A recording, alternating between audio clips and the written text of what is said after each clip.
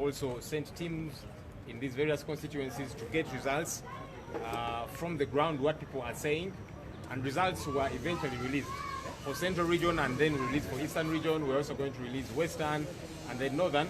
There were particular concerns from 19 constituencies in Central Uganda, in the Central Region. And so the Executive Board took a decision that for those 19 constituencies, they would be relooked at, they would be re-evaluated, and the process redone. And a select committee was put in place to specifically handle those 19 constituencies. And so that select committee did its work within 48 hours and handed over the work that they did to the Executive Board. So the Executive Board has been discussing these matters and looking at the results. And what I can confirm is that in about an hour's time, those results are going to be released, like all the others have been released on our social media platforms, clearly indicate who has become flag bearer for which particular constituency and all of that, after the re-evaluation has been done.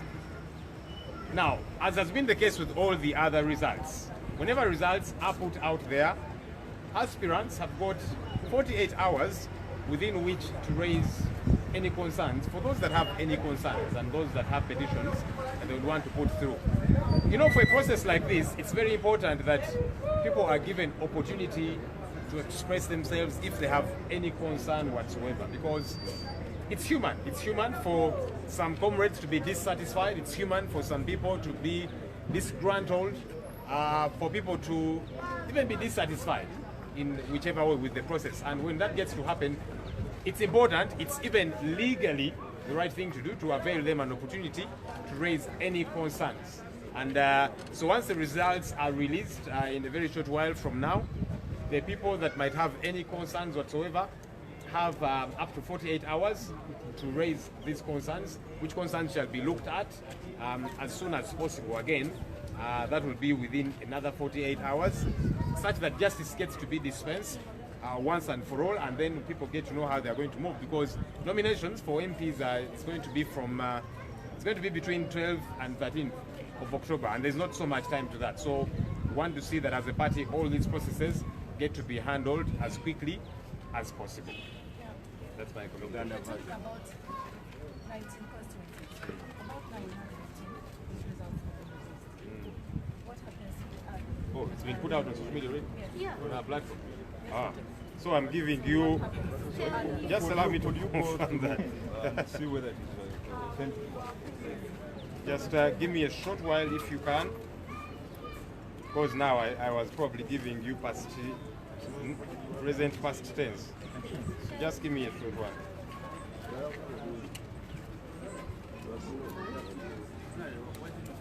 Angie? Ah, too far. Now I'm not. All right.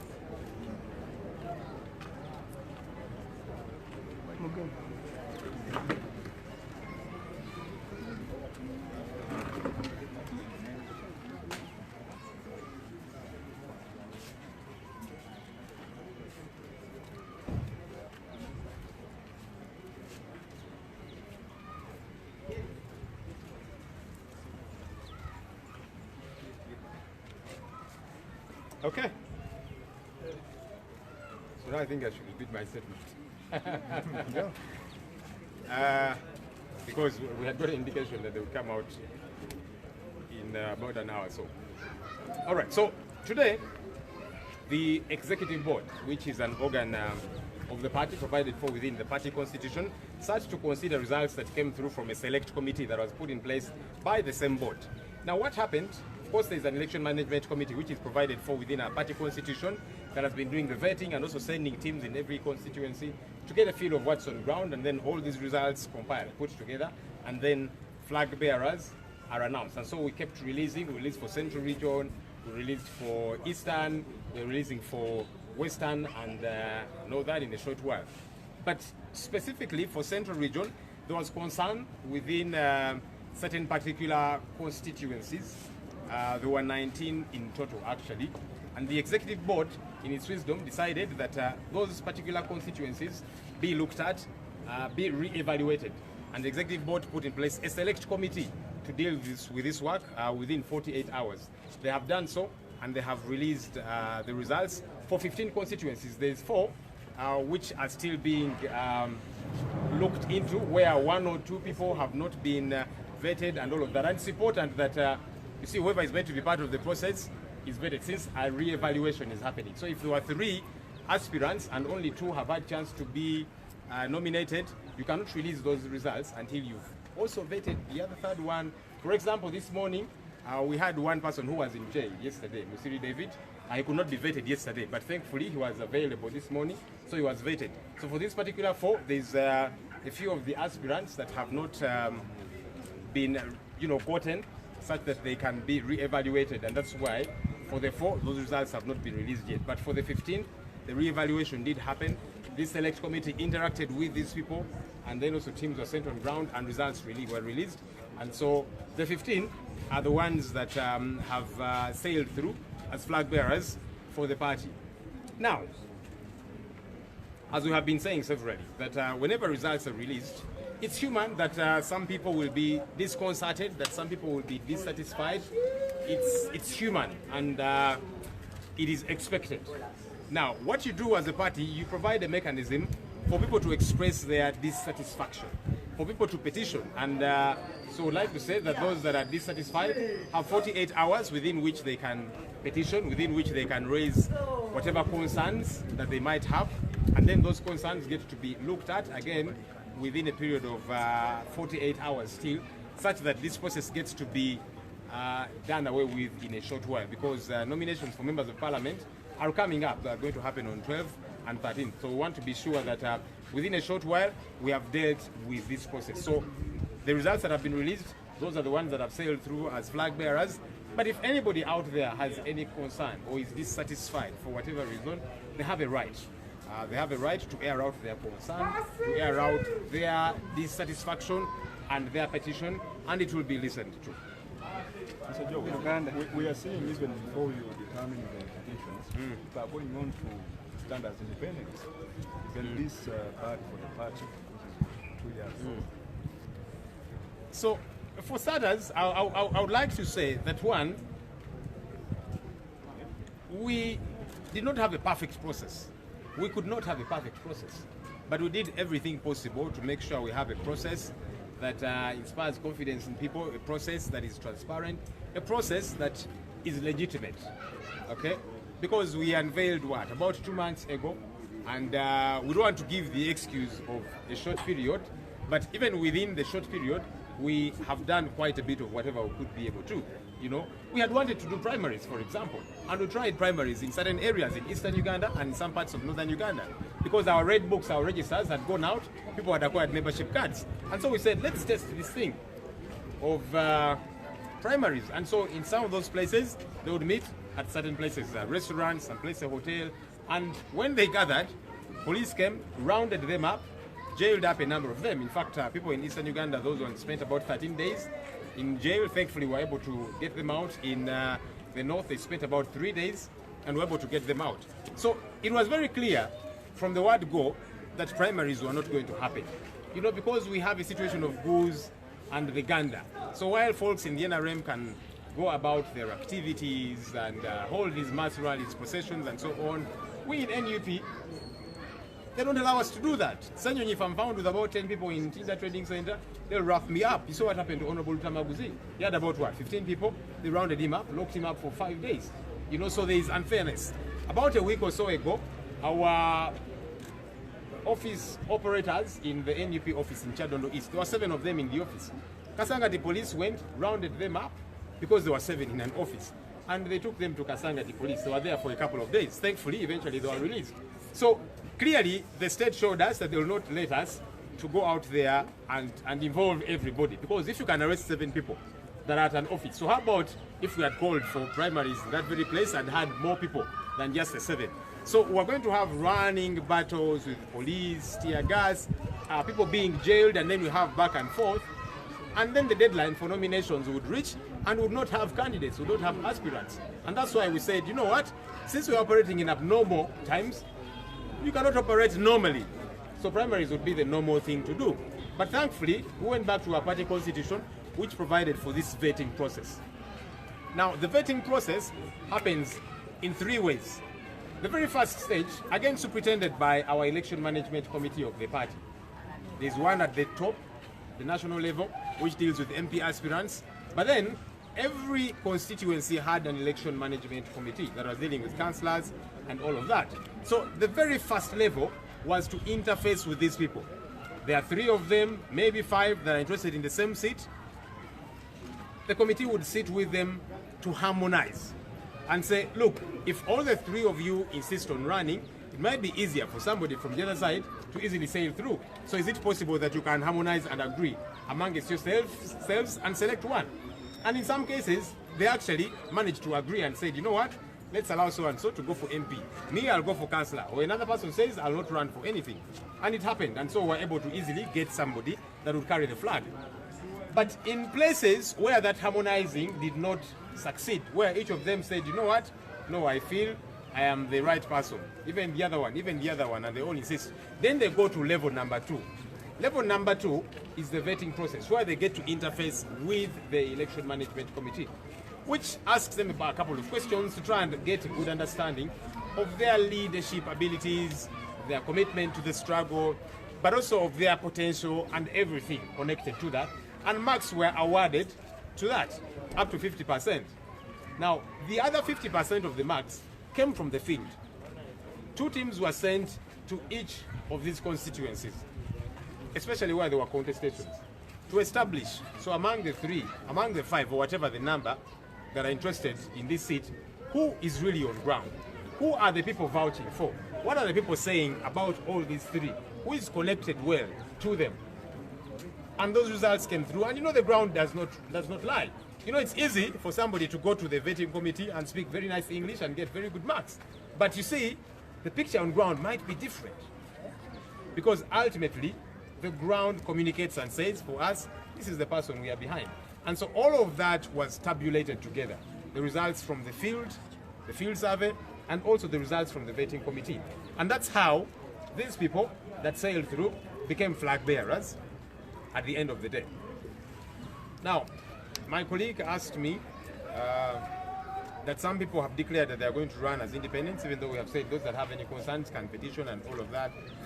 You see, as a party, the ideal thing would be that only the flag bearers get to run, that our other party members don't get to stand as independents. That's what would be ideal. That's what we would prefer as a political party. But then again, it's somebody's constitutional right to say, for me, I want to run. And I will run as an independent, even though I have not gotten my party flag. I'm going to run as an independent. It's their constitutional right. You cannot take it away from them. We would not prefer that as a political party, because we want to keep together as a bloc, as opposed to, so a flag bearer runs, then also the independents run, and then the votes end up being split. That's what would happen. But ultimately, if somebody insists and says, no, me, I'm going to run as an independent, it really is their constitutional right. We as a party do not have a prerogative over that. Uganda.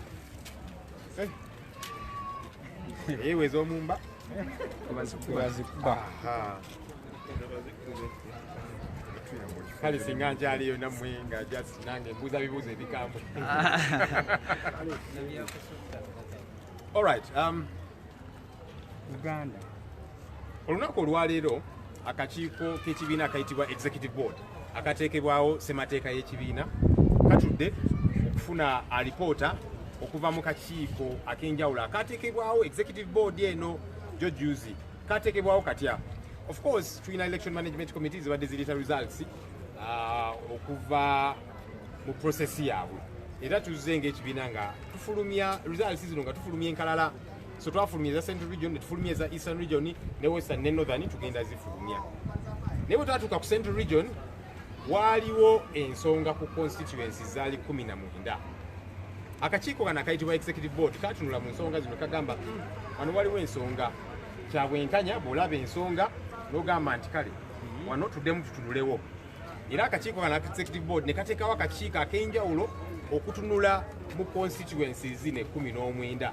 Era ne ziddibwamu ne bakola vetting ne basindika ne ttiimu mu ground, era zezo results ezifulumye era nga tuzifulumiza gyeziri ku mitimbagano eziraga baani abagenda okukwatira bendera mu bifo bino. Ebifo kati byetufulumiza kati biri 15 kubanga ebina wabadde wakyaliwo bannaffe abamu ababadde tebannafuna kaaganya kubeera vetted, ate nga toyinza gamba nti kale ku kino ekifo kuliko abantu bana basatu bakoze vetting oli ne bwe tumuleka. Olina okusooka n'omulinda oba yagenze mukyalo oba aliwo oba ali wala asooka ye naye mu vetting bwewenkanya obwo. So kyemuva mulaba tufulumizaako 15 ziri ennya bakyazikwasaganya okulabira ddala nti buli omu yeesimbe ku bifo ebyo afuna akaaganya okugenda mu kakiiko naye afune chansi eyogerako n'ebirala bwe bityo. Nga bwe tuzze tugamba nti buli bwe tufulumya results munayise buli omuntu ajja kusanyuka. Kya buntu oli okwemulugunya n'alaga obutali bumativu ku nsonga eyo.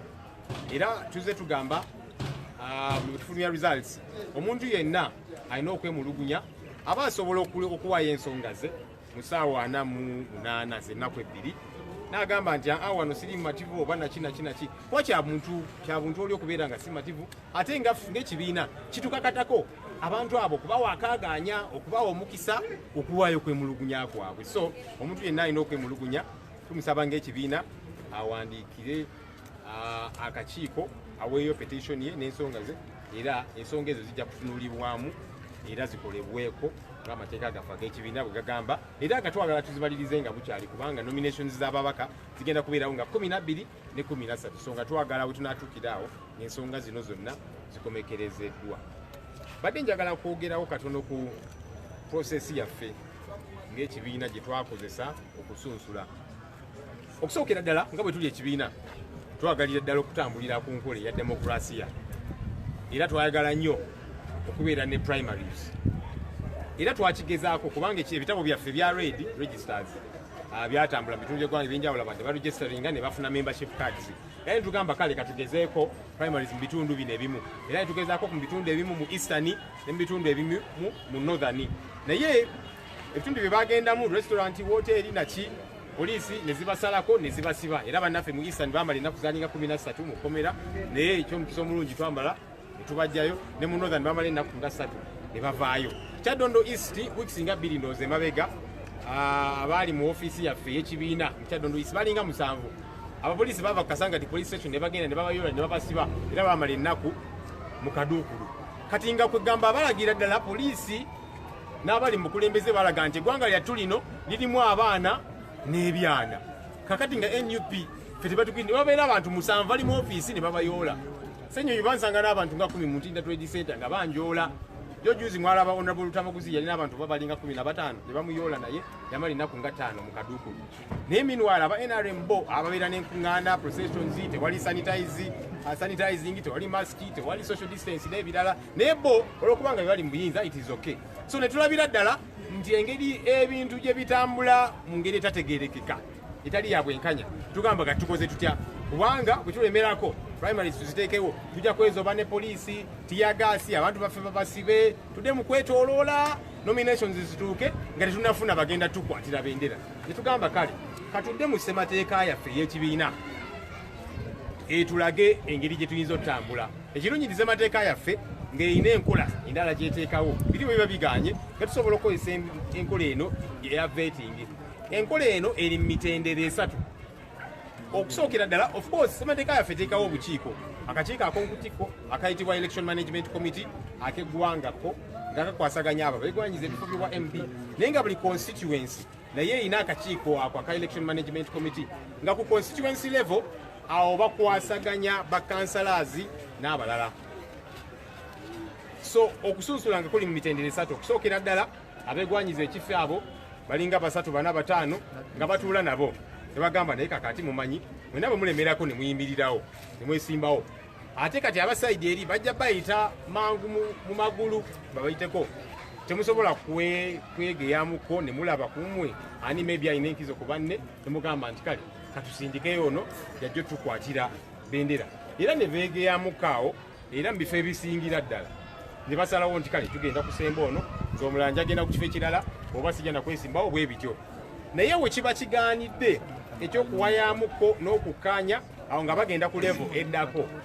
Level eddako eno yakubegenda mu kakiiko kano election management committee akakola vetting akasunsula ne bawayamuko n'abantu bano gezaako okutegeera ono obukulembeze bwe buli butya struggle agirimu ebyaddala yeewaddeyo alina ebisaanyizo ebyetaagisa n'ebibuuzo ebirala okugezaako okutegeera ono anaasobola obukulembeze era max ezigabibwa mu committee nga ziri 5 kati max 5 ezisigadde nga ziva ku ground okuweza ddala 10 kati nga ground tiimu zasindikibwa mu buli constituency naddala ezaaliko embiranye okwebuuza ku bantu abali eyo bo bagamba ki ku bantu bano 3 abana 5 ne bayita mu butale ne bagenda ku stage za border ne batambula mu trading center ne bagenda deep nju ku nju ne bagezaako of course nga tebaatuuka mu buli kifo kya constituency naye ne batambula ekyetaagisa ground enneneko okufuna ekivaayo era max ne zigabibwa out of 50 kati ezo max zonna ne zigattibwa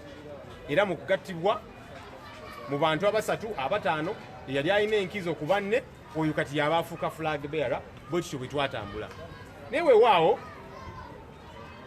sijja kudda wano neesuddiye nti prosesi yaffe yali perfect nnyo nti temwalimu kamogo konna temwalimu birumira byonna kyabuntu wayinza okubeerawo ensobi wayinza okubeerawo mulumulu ffe nga NUP twebaza katonda nti newakubadde twakanjula ekibiina ery'eggwanga myezi ng'ebiri emabega naye ate tulina bye tusobodde okukola mu sipiidi ey'ekitalo mu kunyigirizibwa okw'ekitalo era nga tetwagala kwekwasa kya myezi 2 naye era mu myezi 2 mulabe kye tusobodde okukolawo so tukimanyi naffe nti waliwo ebiyinza okuba nga tebyatambula bulungi kyabuntu wayinza okuba nga waliwo ensobi zakolebwa kyobulwa tugamba bannaffe alina ensonga yonna atubuulireko saakira tulabe engeri gye tusobola okutereeza naye tuli basanyufu nti tulina kye tusobodde okukolawo mu myezi gino 2 kukyanga twanjula ekibiina bannammwe bangi nga temunasalawo na petitions balangidde nti bagenda kwesimbawo baloko gavumenti temunasalawo naye olredi beesimbyewo nga aba independent tekinafuya kibiina kyammwe kikyali kiddedu of course ng'ekibiina ffe tuba twalyagadde nti ba flag bearers baffe bokka be baba beesimbawo bamembers abatafuna flaga kyali badde kirungi ne batayimirirawo nga ba independence kuba kati baba bagenda buga abanyamu butematemamu ate oluusi wa NRM abayite magulu era kitwalyagadde naye oli aba alina eddembe ly'obwebange mwati toyinza mugaana kati ng'ekibiina toyinza mukugira nomugamba nedda tojja kwesimbawo nga independent munaye ssemateeka yaffe ey'eggwanga emuwa omukisa bw'aba ayagadde okwesimbawo naye newankubadde ffe nga pate tekyali tunyumidde nnyo go ge mazima kubanga obulu baba bagenda buyuzaayuzaamu naye nga bwe tugambye oli bw'asalawo n'alemerako n'agamba nti anze ngenda kujjanga independent munaye ng'ekibiina tuba tetulina ngeri gye tumukugira kubanga ddembe lye ery'obwebange petitions simanyi muwendo exactly naye zizze nga zizija nga bazitunulamu neza local councils nazo zatunulibwamu ez'aba MP zijja era bazitunulamu era nga tusuubira nti wiiki ejja wakati awo wanaatuukira ka petitions zino zimaze okukolebwako kubanga ate nominations z'ababaka ziba zisembedde eza local councils mazimaliriza esebo mulina enteekateeka yonna y'okuyita baflaga bearers abafunye bendera okubaako mubagamba ng'ekibiina oba nga mumaze okubata bagende kujjaako owawo ng'ekibiina tulina enteekateeka okuyita bannaffe abatukwatira bendera okuwayamuko nabo okwenyweza obulungi ng'ekibiina okubategeka kuba kati bagenda fuuka bakulembeze nga twagala munnanga abantu abanaagenda ne bafuna obukulembeze abatatuswaze twagala tukigumize ekyo kubanga yes bagenda kufuuka bakansala bagenda kufuuka ba MP naye nga tubagamba banne mugende muweereze bannayuganda mugende mukole emirimu si bino jasi byakufuuka honorable gwe novimba nti kati ovuse honorable oyita mu trading center honorable twagala so ebyo ebitu ebyo tubiremereko nnyo naye ate ne bannaffe abatasobodde kufuna flaga tulina enteekateeka ebayita okuwayamuko nabo kubanga nabo bammemba b'ekibiina ate ng'ekibiina kikyabaagalira ddala twakakiranjula eri eggwanga twagala buli omu akole contribution ye okugattako kyasobola okugattako ekibiina kyaffe kitambule maaso kyogere mu luzungu ekyo. We have plans as a party to invite our flag bearers so we can get to interact with them and prepare them because yes, they are going into leadership, but we want to ascertain that they'll not go and let us down. They will go and become true leaders, and that's what we want to impress upon them. Please do not shame us. In the title honorable and you just there swearing. No, please go and serve, go and deliver, run clean campaigns, no fighting, no abusing and attacking each other. Let's run a smooth, clean campaign. But also our colleagues who are not able to get flags, we intend to invite them as a party and interact with them because they are members of the party. Yes, they did not get flags, but that doesn't mean this is to be members of the family. They're still part of the family, and we believe that there is a contribution that they can still make to the party to push it forward, and so we intend to engage with them to build harmony. A day before you go, do you have a package for your members, the candidates? Oh.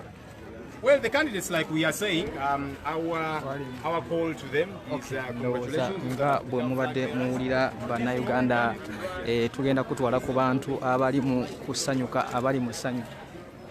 Tugenda kuba tukutuusako abantu abali eno wabweru abali mu ssanyu nga bo basanyukira abantu baabwe. Wabula like nga Kyagulanyi Ame TV ndowooza essanyu abantu libatta. Essanyu abantu libatta. Agenda bwe munnayuganda atuwuliriza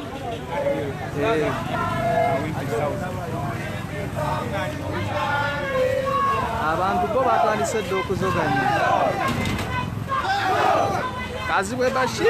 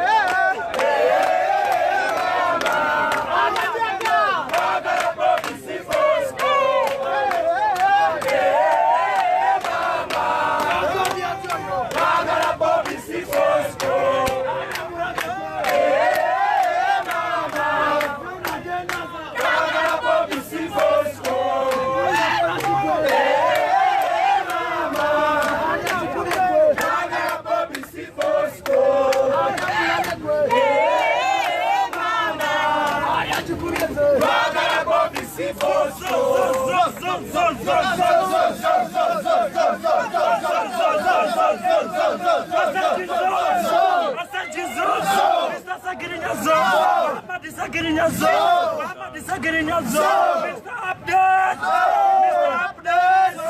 David Ssegirinya Serukanya zo. David Serukanya zo. Matovu Charles zo. Matovu Charles zo. Ni Sewanyana zo. Ni Sewanyana zo. Kagabo twaha oye. Kagabo twaha oye. Kagabo twaha zo. Basere.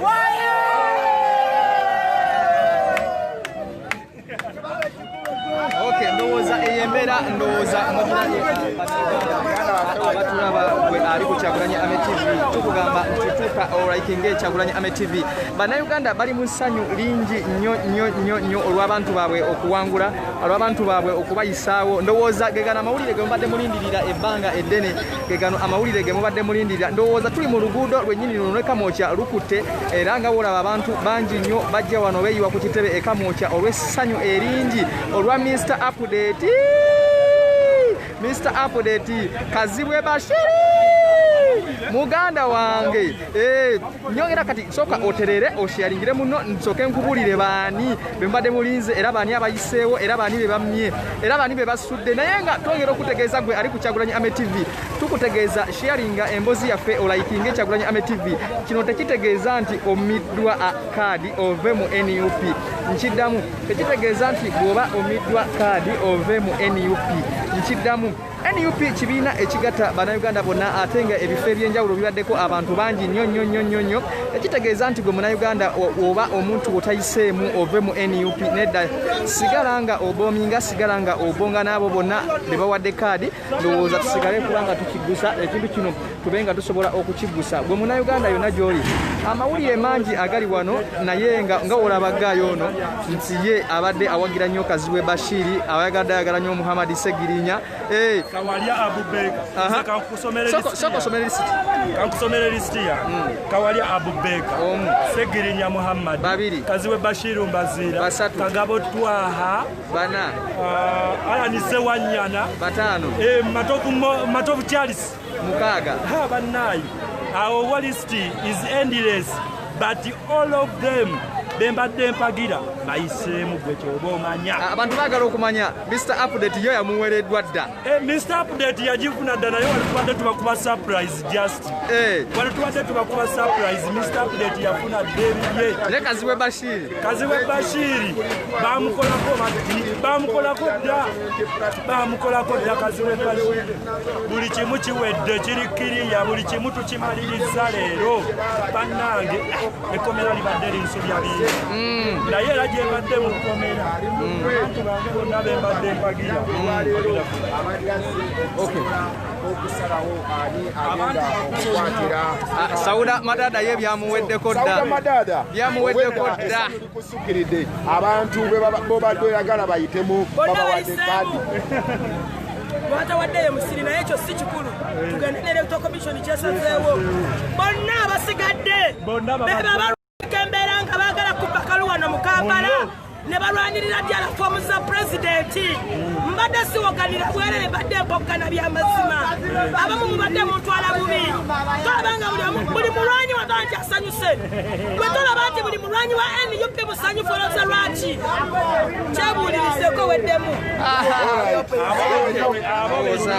oli ku Kyagulanyi Ame TV ndowooza yeyo embeera eri wano ndowooza yeyo embeera eri wano ku kitebe muganda w'Abakabaka Kazibwe Bashiru Mbazira omumanyi Ssegirinya Muhammad Mr. Update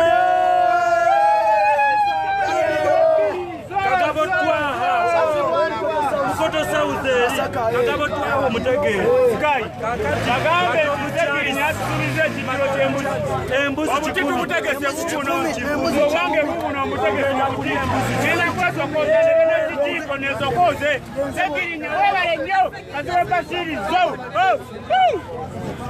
ndowooza yembeera nga wogiraba ali ku Kyagulanyi basanyufu nnyo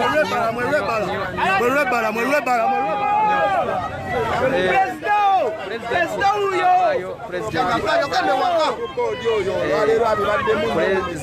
avaayo olunaku olwaleero ebifo bino bisaliddwayo pulezidenti binogaanyizibwa kati afuluma yeeyongeddeyo ku mirimu emitongole ndowooza pulezidenti avaawo Katonda wabakabaka ndowooza Katonda abaddewo ne Allah abaddewo mwebale kusaba mwena abadde basabirira Mr. Update abadde basabirira ndowooza nga bw'olaba emmotoka eyo ya mukulembeze wa President Robert Kyagulanyi Ssentamu ali mu kufuluma naye nga amaliriza emirimu gye ali mu kufuluma amaliriza emirimu gye amaze okugaba kaadi amaze ozigaba kati President afuluma agenda kati mumubanja ki Kaziwe Bashiri agimuwadde Mr. Update agimuwadde ye mukulembeze gwe twagala omukulembeze omulungi atasosola atali kubya ssente omukulembeze gwe twagala eyo motoka nga bw'ogiraba President afuluma nga bw'ogiraba President ali mu kufuluma President w'abantu ali mu kufuluma Mr. Update essanyu libadde limutamu omuntu naye nga President ye ali mu kufuluma essanyu lingi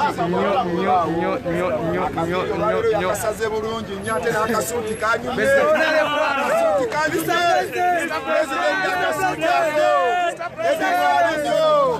yes akasuuti ako lwaleero yayambadde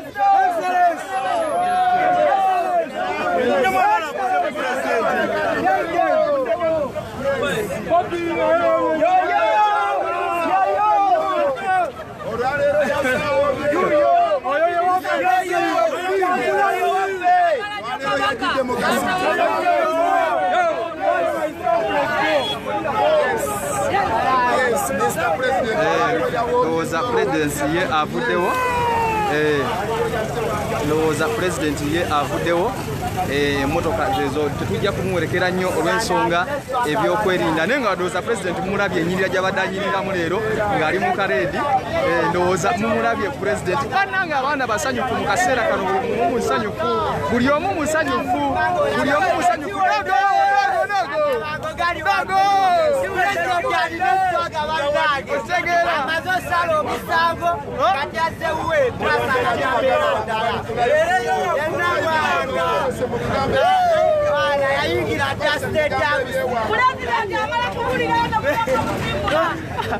ndowooza olaba abantu babasose basiba abantu bamala basiba President aba agenda abantu bonna ekkubo balizibye ekkubo balisazeeko President amala abantu nga wobalaba President mubaleke bagende banaye President waba tannaba kuyitawo ekkubo libakkule musokemu abantu nga wobalaba babasibye nga wobalaba President abadde ayitawo nabo ne baagala bagoberere ne basooka bamustoppinga ndowooza badogo balaba omukulembeze w'eggwanga kasitaba ng'ayitawo mwena mulina okustopinga okitegeera mwena mulina okustopinga enziga okitegeera oyo ye President omukulembeze w'abantu mulina okustopinga si byamugoberera abalina piki tubone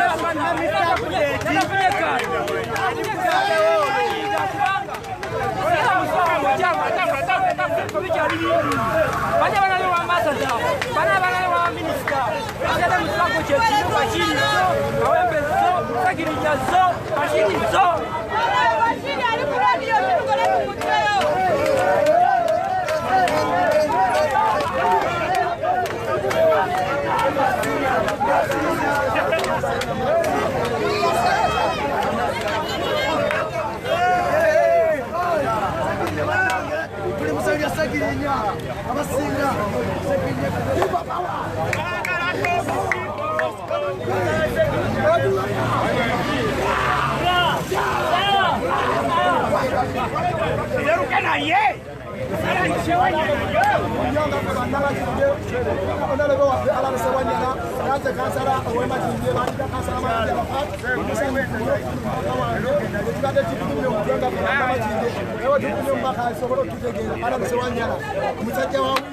bannange tusaba bannamagine muteekemu obwesigwa twanye ensonga ngaze kansala mayanjalako ndiredde okukwatagana kansa ne MP waffe ala Ssegirinya nkugusa ensonga ate biga abiri mugumu twagala pulezidenti waffe ku ntikko Robert Kyagulanyi Ssentamu pulezidenti waffe ow'ekumi addako muteekemu obwesigwa tulabe nga mbusa ensonga tulina okwebereramu tulina okwanya ensonga tulabe nga tugigusa ibabawa abapawa Okay, ndowooza embeera nga bw'ogiraba bannaye twongera okubategeeza nti essanyu lingi nnyo wano abantu basanyufu nnyo abantu basanyufu nnyo nga bw'okiwulira muganda wange nti ndowooza ne Museveni waali atiddemu kubanga abantu babale tebaagala yongera okutegeeza gwe muganda wange kyekiri omuganda wange essanyu nga likutta muganda wange Mr. Update afunye kaadi ekyo kintu tukirwaniridde era tukirwanyeeko nnyo okulaba nga Mr. Update afuna kaadi n'ekintu ekirala essanyu lyennina ly'eryokubanga Bashiri afunye kaadi kaakati munyagwa anoonye gye yeekweka anoonye gy'atatayiresa ebisikulizo bya ofiisi abikwate bukwasi abiwe Bashiri amugambe nti muganda wange tandikiraawo naye kaakati bwe tuli basanyufu nti Bashiri afunye ki kaadi kale n'olwekyo Mr. Update gy'oli yonna tukukima ssaawa zonna tujja kukima kuleta ku kitebe otuwe update endufu ng'olina ttiimu yonna eyo yombeera nga bw'ogiraba gwe ali kukyaganya abaana basanyufu nnyo olw'okuba abantu bano naddala wammanga okuli Muhammad Ssegirinya n'okuli Bashiri Kaziwe Bashiri abaana babadde banyiivu nnyo nga ebifo bino tebinaba kusalibwawo naye ndowooza nga bw'olaba abalwanyi bonna basanyufu nnyo kubanga babano abantu ababaddewo mu mbeera yonna naddala Bashiri Muhammad Ssegirinya ani atamumanyi muganda wange so olwaleero ndowooza tugenda kuba mu kidigo tugenda kuba mu muziki tugenda kuba mu ssanyu ndowooza nawe munnayuganda gy'oli eyo ng'oli bweru onaawe obadde okimanyi nti Mr. Updates waba tafunye kaadi luba tabu yennyini naye nga Kyagulanyi abaddewo mu mitambo honorable waffe omulungi pulezidenti waffe omulungi era nga omanyi omuntu nti ye talya mutama asazewo najja nayimirirawo kaadi n'azigaba bannange kadi n'azigaba naye nga tukimanyi bulungi nnyo nti honorable Kyagulanyi singa abadde taliiwo ebifo bino bibadde byagaana Kyagulanyi yavuze eggaali n'ayingirawo ku kitebe n'atuula mu kafubo era Ssegirinya aweereddwa kaadi ne Bashiri bannange ebifo twongera okubategeeza gwe bannayuganda bonna bali eyo bw'oba tofunye kifo oba omuntu wo nga tayiseemu tekitegeeza nti va mu struggle tekitegeeza kuva mu struggle sigala ng'owagira oyo gwe bawadde kaadi kubanga twagala Uganda empya twagala munnayuganda nga tuli kimu ffenna twagala bw'oba toweereddwa kaadi sigala ng'owagira oyo gwe bawadde kaadi wabula wonaagezaawo n'ojja independent bana people power bana N.U.P bali betefutefu okukuba down ndowooza munnayuganda oli eyo ng'ompulira ng'oli ku Kyagulanyi Ame TV bw'oba toweereddwa kaadi tokkirizibwa kwesimbawo wabula jangu mu mugongo gwoyo aweereddwa kaadi mwebale nnyo bannayuganda ndowooza amanya Michael wa Bobby ye muweereza wammwe nga ndi ku Kyagulanyi Ame TV naye nange ndi musanyufu nnyo kubanga mwana Kaziwe Bashiri banaye Alani Ssewanyana bane njogera bategeeza Alani Ssewanyana aweereddwa kaadi eno lwakuba nti asobola lwakuba nti muvubuka lwakuba mulwanyi ekisala kimu kyabadde yakafuga abadde akyali nnyo era abantu be badde bakyamwagala ndowooza nyongera kitegeeza munnayuganda kino kiwulirize bulungi bantu bangi nnyo abeesimbyewo ku kibiina ekya N.U.P naye nga tebafunye kaadi bagenda kujja bababuzebuze nga bajja n'obukofiira obumyufu nti ba N.U.P waba tukugamba omuntu wa N.U.P yoyo yekka ajjidde ku manvuuli ayina simbo eya manvuuli gw'olaba simbo eya manvuuli oba olonda abantu bagenda kujjira mu bimyufu bagenda kujjira mu bintu ebyenjawulo naye nga tukugamba nti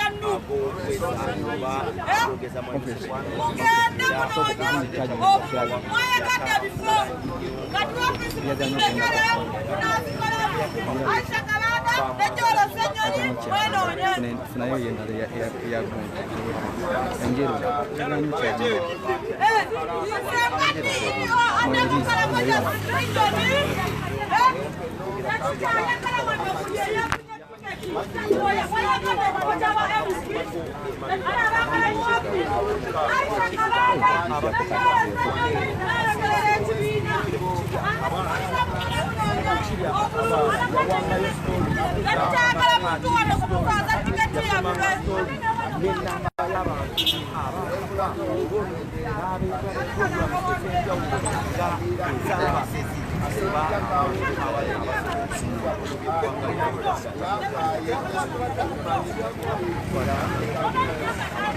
ndowooza gwe Munnayuganda ali ku Kyagulanyi Ame TV twongera